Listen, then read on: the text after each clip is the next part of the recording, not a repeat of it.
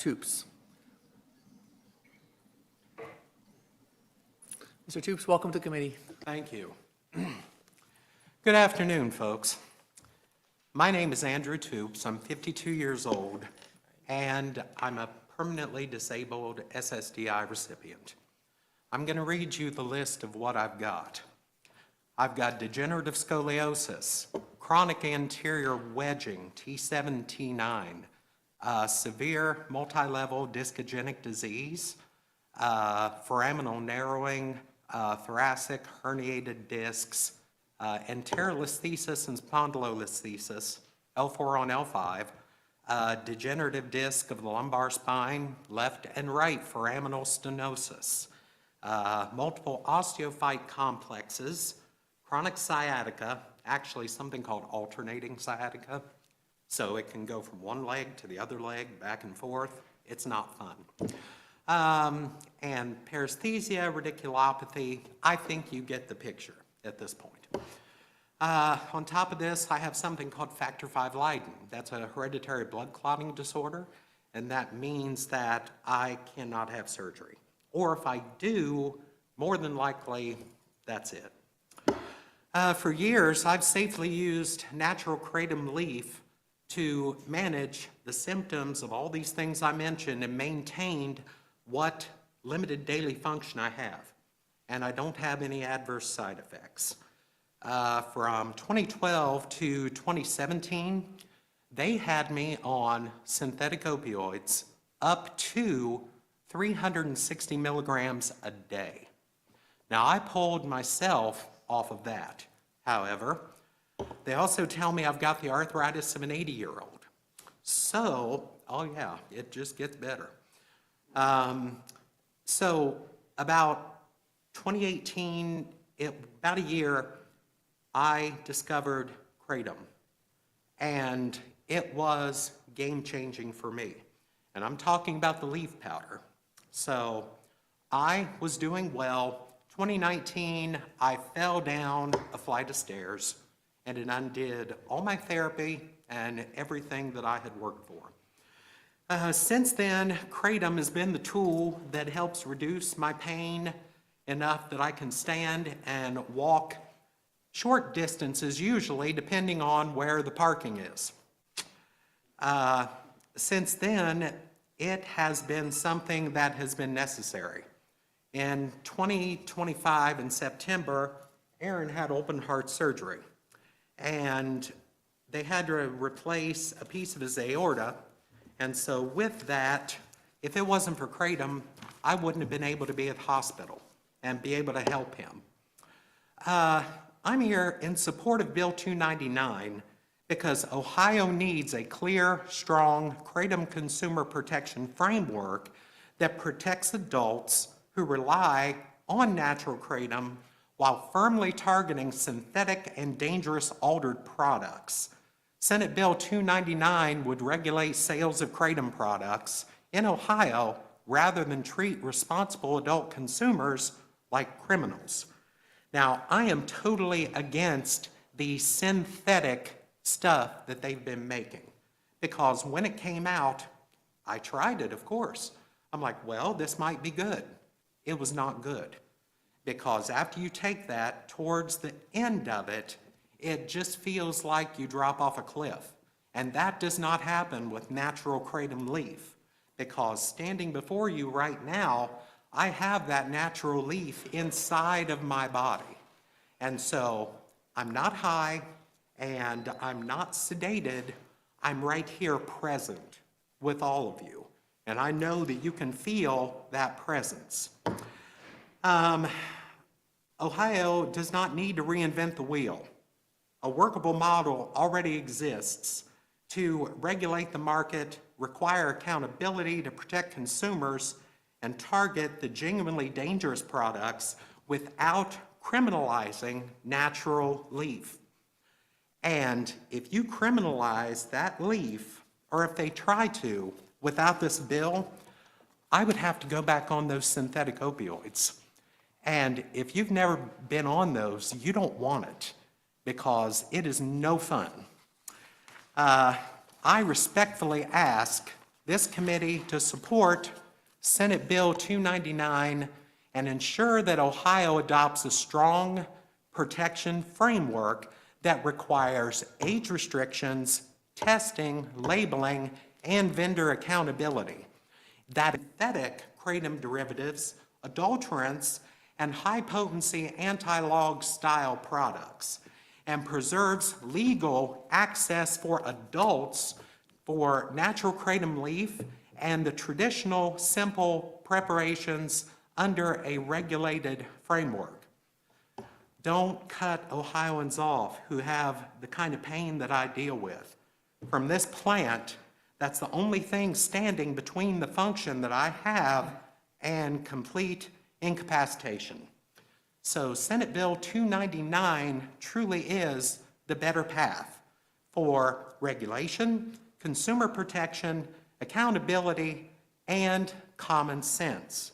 So I thank you for your time and for considering both my experience and the broader actual evidence for natural kratom leaf as you deliberate Senate Bill 299. Thank you. Thank you, Mr. Toops. Are there any questions by members?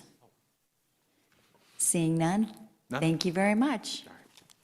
Next to testify, I have Misty Brown. Okay. Then next we have Jennifer Gillis. They never sent us the link so that we could testify remotely. Next we have Jessica Girding. Welcome to committee. Thank you. Vice Chair Gavron, Ranking Member Blackshear, and committee members, thank you for the opportunity to speak. My name is Jessica Girding. I live in Medina County. I'm a manufacturing consultant, and I own and operate an ingredient manufacturing facility in Pennsylvania and a supplement manufacturing facility in Florida. My work focuses on botanical standardization, regulatory compliance, and safety evaluation. I work directly with how these products are made, tested, and evaluated for safety. You've received and hopefully had time to review my written testimony, so I'll focus on what I believe is most relevant from a safety standpoint. The core issue is not whether kratom has risk. Every bioactive compound carries risk at some dose. The issue is whether exposure is defined and controlled. That's where the new dietary ingredient framework comes in. An NDI is not approval. It is pre-market safety notification that requires identity verification, manufacturing disclosure, contaminant limits, toxicology, exposure modeling, and defined intake limits. The legal standard is a reasonable expectation of safety under defined conditions of use. In simple terms, dose matters. We engaged that process. We conducted a 90-day toxicology study through an accredited third-party lab. We established no observed adverse effect level. We calculated margins of exposure and defined intake parameters based on how the compound behaves in the body. That is how exposure is evaluated, not assumed. I also want to briefly address extracts because that's often where concern is focused. Raw kratom is an agricultural material. Like any agricultural or botanical item, it slightly varies in potency depending on the season, how it is harvested, and handling. A properly standardized extract reduces that variability. It allows defined serving sizes, consistent active levels, and more predictable exposure. This isn't unique to kratom. In the supplement industry, we use both green tea and standardized green tea extract. The extract is standardized to key markers, but still reflects the plant. It's not an isolated or altered compound. Our extract is manufactured in the United States using food-grade green solvents. It is solvent-free in its finished form, mass-balanced to reflect the natural plant profile, and supported by toxicology data. It does not introduce synthetic compounds or unknown impurities. When properly standardized and evaluated, extracts are not inherently more dangerous. In many cases, they improve consistency and reduce consumer risk. So from a safety perspective, the goal should be to encourage products that are defined, tested, and transparent. Clearly defining natural kratom leaf and standardized leaf extracts also creates a clear boundary between dietary supplements and synthetic or semi-synthetic products that isolate or materially alter individual alkaloids beyond what occurs in the natural plant. If you want a safer market, you encourage regulatory engagement, not push it out. I appreciate your time, and I'm happy to answer any questions. Thank you very much. Are there any questions? Seeing none, thank you very much. Next to testify, we have Matthew Stewart from Spirit Apotheosis.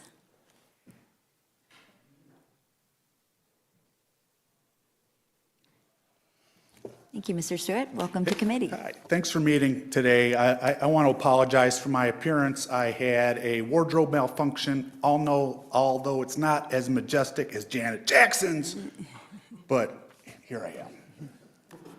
Now, thank you for the opportunity to meet with you folks here today. My name is Matthew Stewart. My wife and I have owned and operated an herb and tea shop in Bedford for over 20 years. 15 years ago, we started importing pure kratom leaf directly from Indonesia, sourcing it from a GMP-compliant farm and processing facility. From the beginning, our commitment has always been simple: provide a natural product, responsibly sourced, transparently and responsibly sold to our customers. When used responsibly, pure kratom leaf has been safe for the vast majority of adults who choose to use it. I know this not only as a retailer, but personally. For over a decade, I've used kratom to manage neurological pain from multiple sclerosis. It allows me to avoid more dangerous, highly addictive pharmaceuticals. And for me and all the other Ohioans, it means stability, clarity, and dignity. Our store was one of the first in Northeast Ohio to offer pure, natural kratom leaf. During the height of the opioid pandemic between 2015 and 2020, many individuals came to us seeking an alternative, people trying to step away from prescription opioids, and others who have turned to dangerous street opioids when prescriptions were no longer available. For many of them, kratom was a bridge away from something far more destructive. For what we're facing today is not the same plant we've responsibly sold for over 15 years. In recent years, gas stations and smoke shops have been again selling synthetic and lab-created products, highly concentrated extracts that were made from synthetic products, pills and gummies marketed for convenience and intensity. These are not traditional kratom leaf products. They're engineered derivatives and synthetic formulations often sold without education, oversight, or responsible guidance. If any harm is occurring, I urge you to recognize where they're coming from. Lumping responsibly sourced natural kratom leaf together with synthetic or semi-synthetic products is not a measured solution. It's a dangerous one. It risks taking away a natural alternative for many Ohioans rely on, while failing to address the true source of the problem: unregulated synthetic convenience store products. I respectfully ask this board to distinguish between natural kratom leaf and synthetic derivatives, regulate responsibly, enforce quality standards, protect consumers, but please do not ban the natural plant that has already helped so many in our Ohio community. Thank you for your time and your consideration. Thank you very much. Are there any questions? Seeing none, thank you very much. Next to testify, I have Laura Romney from International Plant and Herbal Alliance. Okay. Robert Hernandez.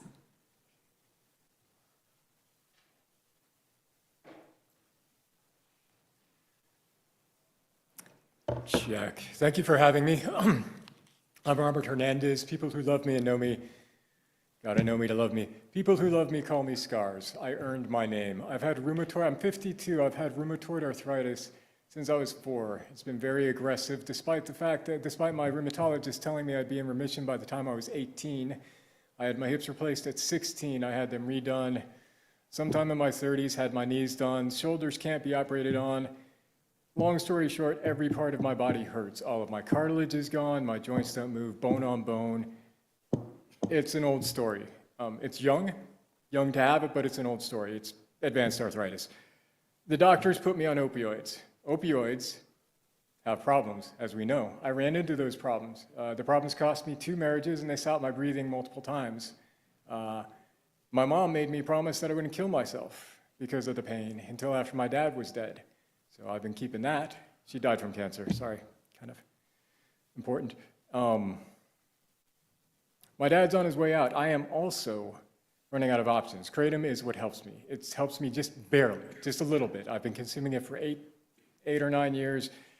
Every day, I've cut down most of my prescription medicines. NSAIDs were killing my liver, so they made me stop those. Tylenol, liver.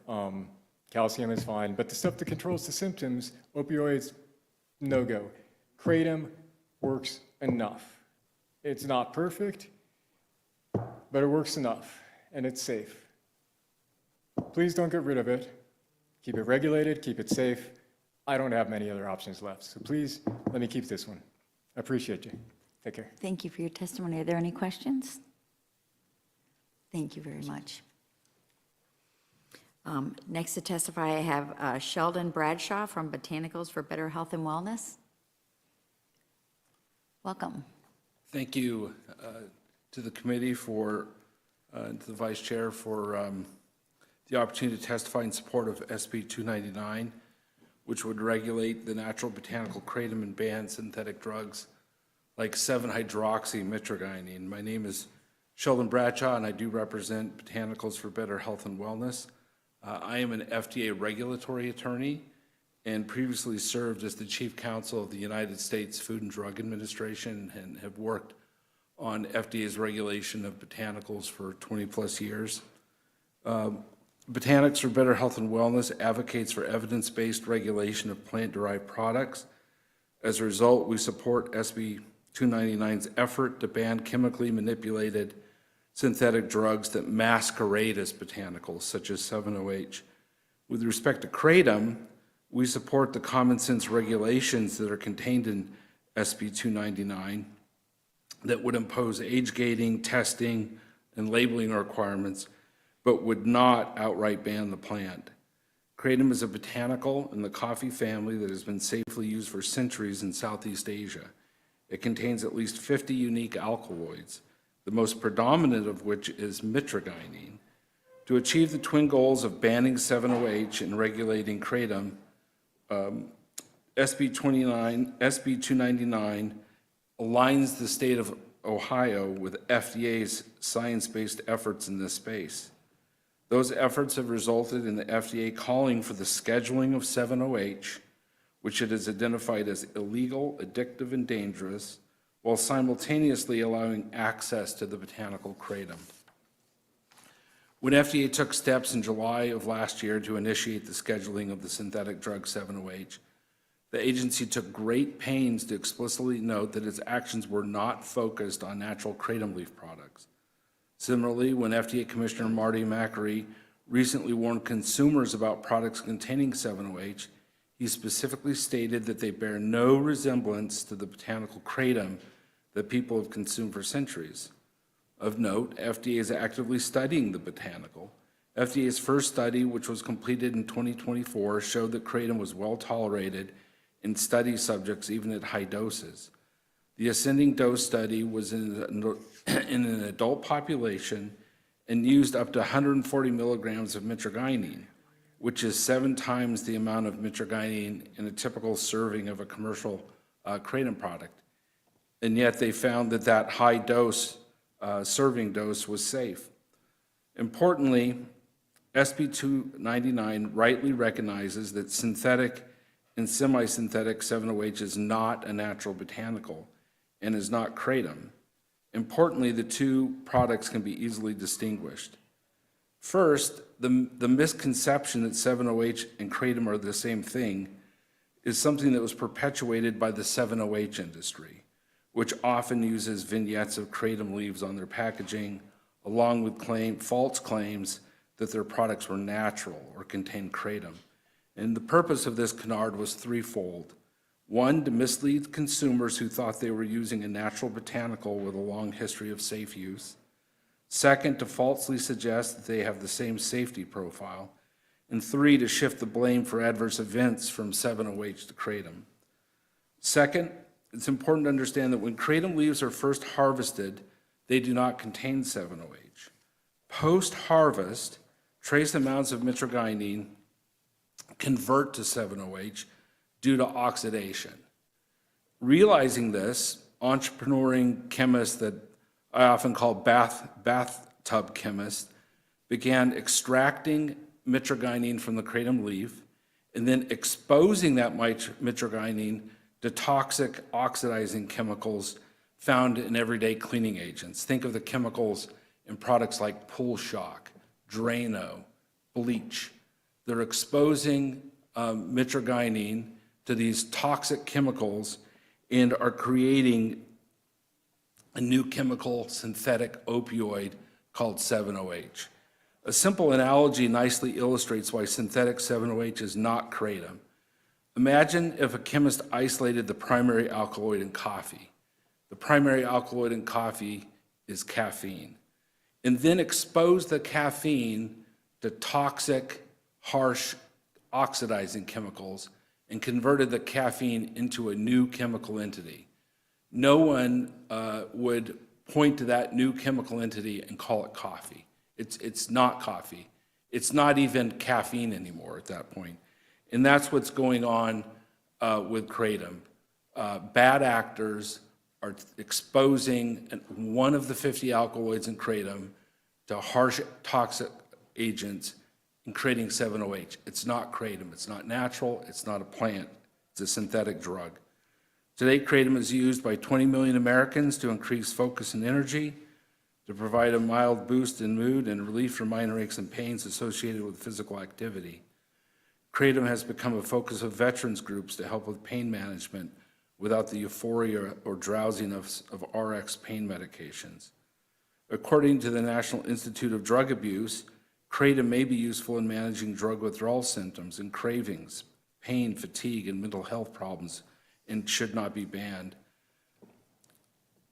Numerous studies under the DEA's 8-factor analysis to determine whether or not a product should be scheduled have found that 7-OH should be scheduled and that kratom does not meet the standard. Researchers from numerous academic institutions, including Johns Hopkins, Columbia, researchers here at Ohio State and the University of Florida have found that kratom has beneficial effects with a relatively low potential for harm. I welcome the opportunity to answer any questions that you might have. Thank you. I do have a few questions. We're hearing a lot of stories about how this has really helped alleviate pain and reduced the need for opiates, which we all know have serious side effects. Is kratom in its natural form addictive? Studies suggest that it has the same addictive properties as, say, coffee. So, and of course, kratom is in that family. So, yes, just as you could become addicted to caffeine or have a caffeine addiction, you could have something similar to that with kratom. But it's a weak addiction compared to an addiction to, say, opioids. Did you say kratom is in the coffee family? It is. The kratom plant is in the coffee family. Okay. And I'd never heard of kratom until this summer and started learning more about it. I've heard it's also going to be used to help alleviate PTSD. Is that correct? Well, I think some people may take it for that. I will say that the FDA has not approved kratom for use as a drug. So the FDA regulates a lot of products in different buckets. It regulates drugs. Those are compounds intended to treat, cure, prevent, or mitigate a disease. But it also regulates botanicals as dietary supplements. And back in 1994, Congress passed a law called DSHEA, the Dietary Supplement Health Education Act, where Congress decided that the FDA would regulate botanicals more like food and less like drugs. So botanicals are in a different bucket than drugs. 7-OH is a drug. It's designed to treat, cure, prevent, or mitigate disease states. It's a synthetic opioid. Kratom is a natural botanical. It's regulated as a supplement. You often hear people say, well, FDA's never approved kratom. Well, yes, they've never approved it because based on the regime Congress set up in 1994, the FDA approves drugs. It doesn't approve botanicals. Botanicals, as one of the previous speakers noted, the manufacturers have to have reasonable evidence of safety, and they have to comply with all the other associated FDA rules and regulations related to labeling, good manufacturing practices, testing, all sorts of various labeling requirements. But botanicals are not approved by the FDA like drugs are. Thank you. Are there any other questions? Yes, Senator Demora. Thank you, Madam Chair. So I have a quick question. Is kratom an opioid? So first, let me say I'm not a scientist. I'm an FDA regulatory attorney. But kratom is a weak, has a weak attraction to the mu-opioid receptors, unlike, say, 7-OH. 7-OH has a binding affinity to the opioid receptors that's 13 times more powerful than morphine. So 7-OH is clearly behaves like an opioid. Kratom has a very weak affinity. And again, just to clarify, I'm not a scientist. I don't want you to think that I'm giving, operating as one here today. But it operates differently on the opioid receptors. The way classic opioids cause death is through initiating a respiratory depression. So you take an opioid, it causes you to stop breathing. So what you're dying from is the respiratory depression. A recent NIH-funded study conducted by the University of Florida found that, in sharp contrast, kratom actually increases respiration. So it has the opposite effect. It doesn't operate like an opioid. It does have a weak affinity to the mu-opioid receptors, but it doesn't operate, according to this recent NIH study and other studies, it doesn't operate as an opioid because it's not suppressing or depressing respiration, but it actually increases the frequency.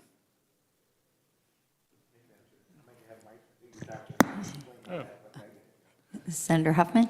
So does kratom naturally contain 7-OH, or more correctly, does it have a chemical that your own liver turns into 7-OH in your system? Let me answer both of those questions.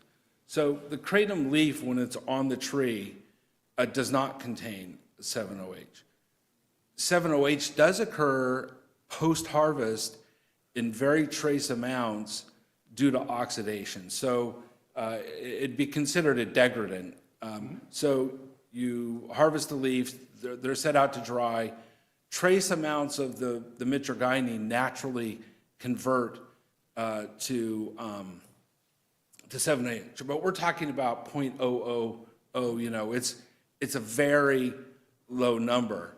But as I noted in my testimony, that's why these entrepreneuring chemists are saying, hey, mitragynine can convert to 7-OH through oxidation, but it would cost way too much to try to extract those minute amounts of 7-OH from the leaves. I read one report that said you'd have to take all of the leaves from 13 kratom trees in order to get enough 7-OH for one tablet. So the 7-OH industry isn't using the natural 7-OH in the leaf to create their products.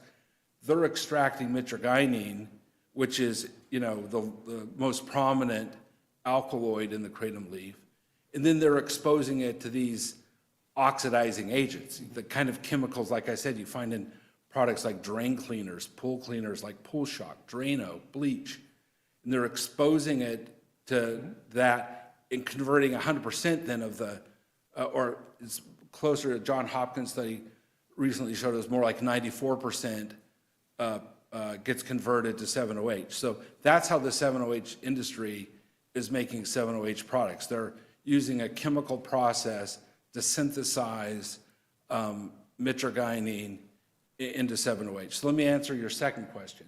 Your second question is whether or not if you take natural kratom, the liver will convert some amount as a metabolite into 7-OH. And the answer is yes, that does happen. But the studies show that the amounts are so low that it doesn't have any kind of therapeutic effect on the body. And these are studies, again, that were done by the University of Florida. So I can't tell you what the precise amount is, but it's over an extended period of time. And given the kind of short, stretching my mind here for the term. Short half-life. Yeah, it's a short half-life. The amount that the liver is turning into 7-OH doesn't have any therapeutic effect on the consumer, particularly if you're using a commercial product that only has, say, between 20 and 25 milligrams of mitragynine in the product. You're not going to get much 7-OH. And these are also the products that, are legitimate commercial products that are following FDA rules and regulations. So you turn over the product, it would have a supplement facts panel on it. It would have all the FDA disclosures. It would go through all the FDA testing for impurities that confirm that there's no 7-OH. One of the things that SB 299 does, which is nice, is it requires the testing, so every bottle has to indicate how much 7-OH is actually in the bottle, and then it sets a upper floor for how much 7-OH you can have based on just that de minimis amount that occurs post-harvest in the leaves. Okay. I don't know if I've answered your question. You're fine, you did. Any other questions? Seeing none, thank you very much. Thank you. Next to testify, I have Walker Gallman from Global Kratom Coalition. You may proceed. Thank you. Good afternoon, members of the committee. Thank you for allowing me to testify today in support of SB 299. My name is Walker Gallman, and I'm the Legislative Director for the Global Kratom Coalition, an alliance of consumers, scientific experts, and industry leaders seeking to enact regulations on on natural leaf kratom to ensure that the products being sold in the market are safe and unadulterated and consumed appropriately. What I'd like to address here, I've already submitted written comments, and I won't retread on a lot of what's been covered here today, but there are a few key points I'd like to cover. And the issue that this bill isn't trying to solve for is kratom. What it's trying to solve for is how to keep these adulterated and dangerous products out of the market. Because the issue you run into right now in Ohio is if you are a consumer, and particularly if you're a consumer looking to try kratom for the first time, and you walk into a store and you have no base knowledge, you might end up with natural leaf kratom, or you might end up with a synthetic compound like 7-OH. Part of this confusion comes when you look at how 7-OH products are marketed. They'll always say 7-OH somewhere on the product because they want people to know that that's what that is, if that's someone who's seeking that kind of product. But at the same time, they're trying to drive sales, so they will always tie it back to kratom by calling it something like kratom derived or enhanced kratom alkaloids or something to that effect, always tying it back. So if you're a consumer and you're just looking to have normal natural leaf kratom and you walk into a store and you don't know much, there's a good chance you're going to grab one of these other packages that just has the word kratom on it. And it causes a lot of confusion. So what this bill really does is it creates a set of guardrails around what can and can't be in a kratom product. And this ensures that consumers are armed with the information they need to walk into a store and make an informed purchase decision when buying a kratom product. It also keeps out things like these concentrated isolated 7-OH products by setting a 2% limit on the amount of 7-OH that can be in a product. Now, as was covered earlier, 7-OH doesn't exist in the kratom leaf when it's plucked from the tree. That becomes apparent upon drying in the oxidation process, and it presents at about a 0.04% of the entire plant on a dried weight basis. When you look at how other states have addressed this, states like Florida and Kentucky, for example, have done emergency schedulings of concentrated synthetic 7-OH. And in both those instances, they've tied that limit to 400 parts per million on a dried weight basis. Again, that lines up with the 0.04% that exists on a dried weight basis. So the idea is you want to keep that limit in line with what is found in the natural plant. And the reason for that being is in a perfect world, there would be some kind of test you could run on a product that says, yes, this is synthetic, or no, this is not synthetic. Unfortunately, that test doesn't exist. So the only way you can distinguish these synthetic products from those in a chemical sense is to look at how much 7-OH is actually there. And once you start to get above that 2% of the alkaloid content or 400 parts per million on a dry weight basis, you begin to realize that these products have been adulterated and chemically manipulated. Importantly, as was brought up earlier, FDA has taken an interest in this issue, particularly on the 7-OH side. And this isn't the first time this has happened. Back in 2016, DEA actually looked at scheduling all kratom. And in the scheduling process, they're required to do what's called an 8-factor analysis. Effectively, this determines if a product or if a substance is eligible or subject to be scheduled. After going through that 8-factor analysis on kratom, they were unable to provide any evidence that kratom was harmful.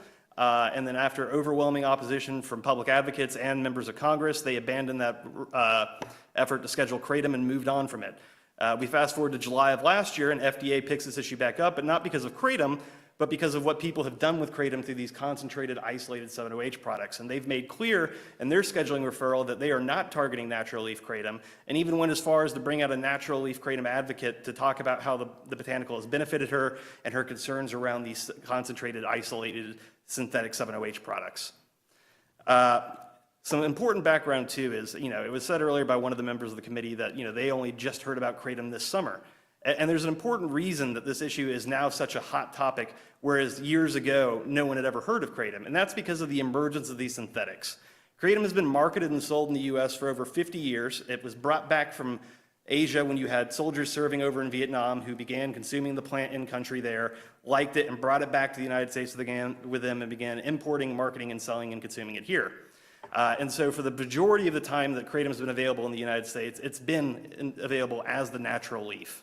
And it's only in the last few years that these synthetic derivatives have started to hit the market, and that's when the conversation has become such a hot topic for legislatures, because before there were no problems, and the problems are only becoming apparent because of these synthetic derivatives. That's why SB 299 correctly and rightfully sets meaningful guardrails around the kratom products that are sold legally and lawfully, and puts in guardrails to ensure that these concentrated synthetics aren't allowed on the market. So ultimately, again, we are very supportive of SB 299. One thing I'd also like to address, the question came up earlier about does mitragynine convert to 7-OH in the body? And there's an important context I'd like to provide there. As Mr. Bradshaw explained, yes, it does convert at very low amounts and not in any way that's pharmacologically meaningful.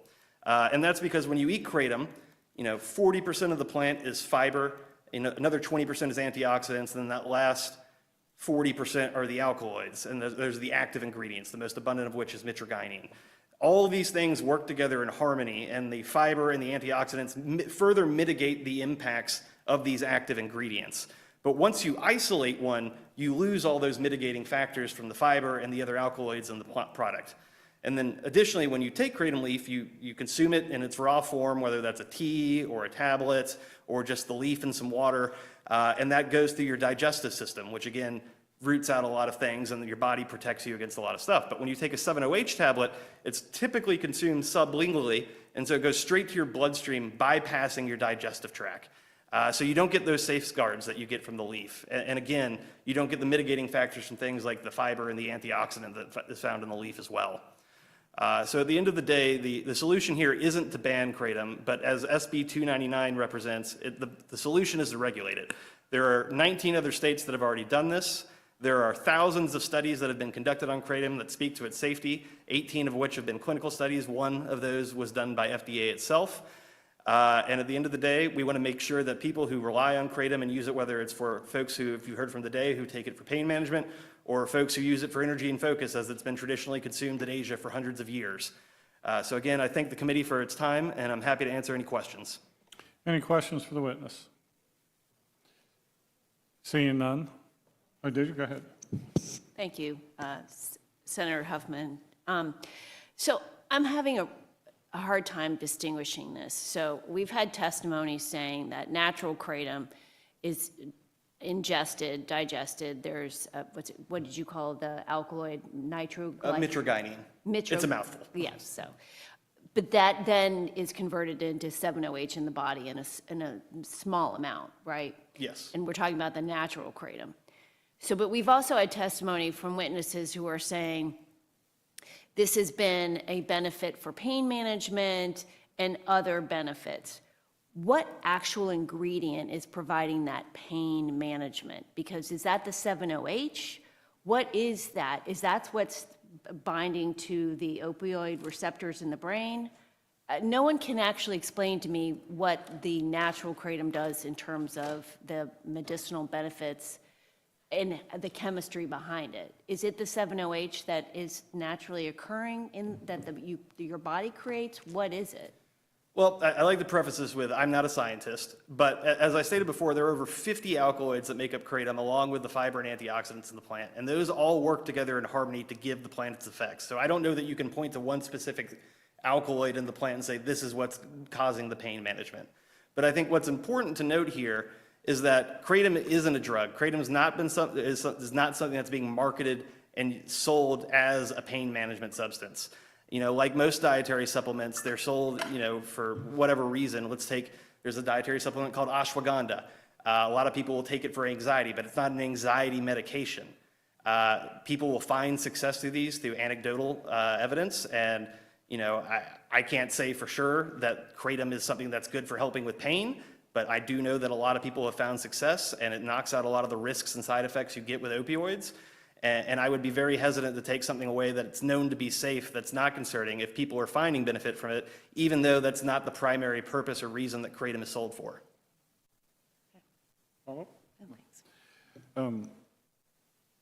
Would it be safe to say that there's a lot of different molecules in the plant that may or may not cause the effects that people find, and we don't know exactly how they do that and when they do that? Again, I'm not a scientist, so I can't speak to it specifically, but I would say, again, I can't point to a specific alkaloid within kratom and say, this is what's giving people this pain management and analgesic qualities. I would imagine that, you know, mitragynine being the most abundant probably plays a role in that. The 7-OH might have some impact, but very minimally, because again, it's a de minimis amount that's found in leaf products.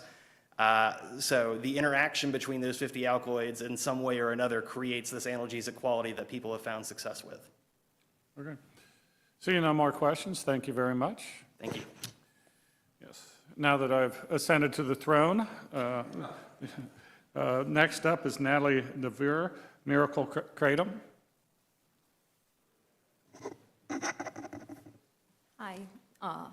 Thank you to the, I guess, members of the committee at this point. My name is Natalie DeVere. I'm the Director of Operations at Miracle Kratom, an Ohio small business that my husband and I have operated for the past 9 years. We were the first in Ohio to open a kratom-only brick-and-mortar business focused on presenting kratom responsibly rather than in a smoke shop environment. We do not sell enhanced extracts, concentrated alkaloids, or synthetic products. We sell plain leaf kratom powder. I'm here in strong support of SB 299 because Ohio is long overdue for clear, consistent, science-based regulations on natural kratom products. For years, kratom has existed in a regulatory vacuum in Ohio. Since around 2018, the Ohio Department of Agriculture has taken the position that kratom may be sold, but not labeled for human consumption. That means businesses are discouraged from including warning labels or serving information for a product that is clearly being consumed by adults. As a business owner, that puts us in an impossible position. We believe responsible labeling, consumer education are essential for informed consumption. Yet under current interpretations, providing that information can put a business at risk of embargo. That is not sound public health policy. SB 299 corrects that. It establishes labeling standards, age restrictions, and product safety requirements. It brings transparency to a marketplace that has operated in uncertainty. Our neighboring state, Kentucky, where we also operate, has implemented similar regulations since July of 2024.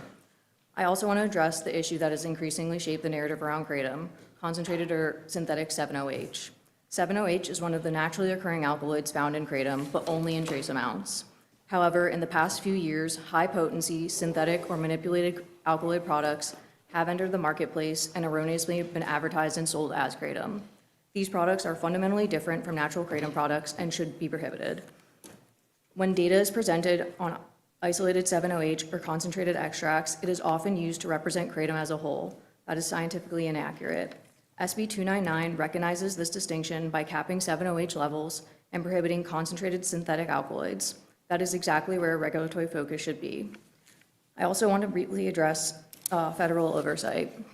In August of 2024, our company was visited by the FDA following a reported death in Ohio. According to the autopsy, this was due to acute combined drug effects involving toxic levels of gabapentin, as well as benzodiazepines, Benadryl, and mitragynine found in his system. The FDA conducted a full review of our operations. We provided certificates of analysis, labeling, and documentations of our entire practice. No enforcement action was taken. I share this to demonstrate that responsible operators exist and that oversight works when it is applied appropriately. Kratom is not FDA approved as a drug and cannot be marketed with medical claims. Currently, it exists in the dietary supplement or food category federally. That ambiguity has continued to contribute to the lack of clarity at the state level. SB 299 gives Ohio the opportunity to create clarity rather than confusion. On a personal level, I would not have dedicated nearly a decade of my life to this industry if I believed it was harming communities. I have seen firsthand the role natural kratom has played for responsible adults, including within my own family. Like many families, mine has been impacted by addiction. I am not naive to risk, but nearly everything carries a level of risk. Policy should be based on proportionate, evidence-based regulations, not stigma or selective interpretation of data. We are not advocating for the absence of regulations. Rather, we are asking for clear, enforceable standards that protect consumers while allowing responsible businesses to operate. SB 299 does exactly that. I respectfully urge the committee to support this bill and move Ohio from regulatory ambiguity to a clear, balanced framework. Thank you for your time and consideration. I'd be happy to answer any questions. Ms. DeVere, thank you for your testimony. Are there any questions for this witness? All right, seeing none, thank you. All right, we had no other witness slips received. We do, however, have quite a few written pieces of testimony, so I'd like to draw the committee's attention to your iPads, where you will find a plethora of many pages worth of written testimony. All right, is there any discussion? Seeing none, this will conclude the second hearing on Senate Bill 299. Our next item on our agenda today is a third hearing for Senate Bill 90 to create a regulatory relief division and establish a regulatory sandbox. This is sponsored by